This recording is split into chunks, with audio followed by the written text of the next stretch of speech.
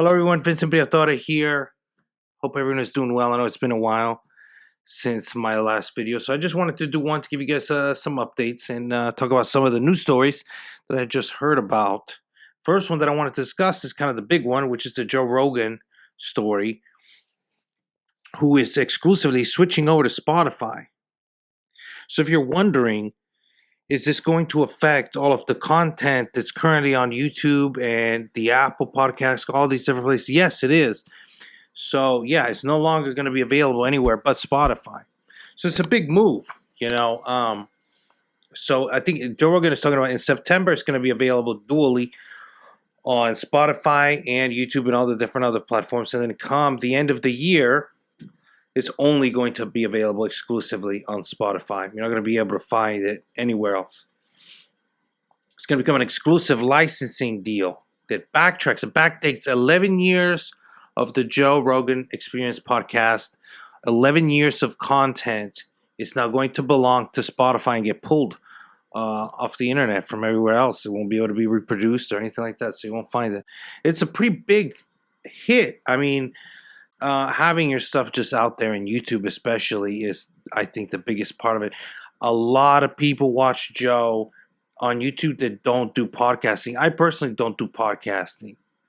I don't listen to podcasts. So the only interaction that I have is through YouTube. Anyway, it's over $100 million deal. First thing, you may think it's a lot, but the Joe Rogan podcast is the #2 podcast in the world currently, coming Tuesday today, but it's actually ranked. It goes between the first and second and third spot constantly.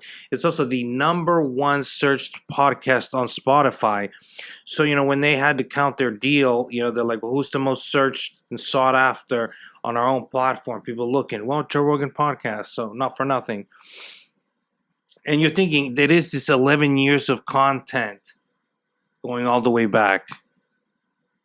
Also, he may have a lot more creative freedom, with all this COPPA and different legislation that YouTube and others are trying to comply under.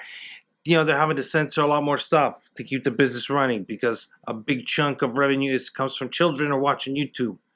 So you can't just get on there and say the kind of things and do the kind of things that you can. And Joe pushes the envelope.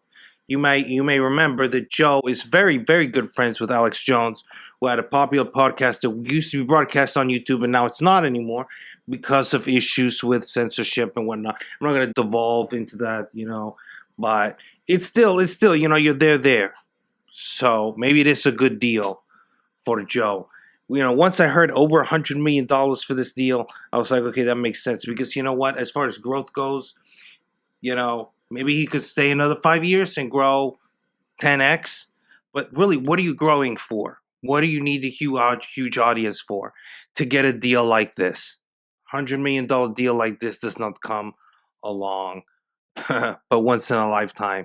It's the reason people do podcasts. It's the reason people do these shows. 11 years, though, you got to give it to them.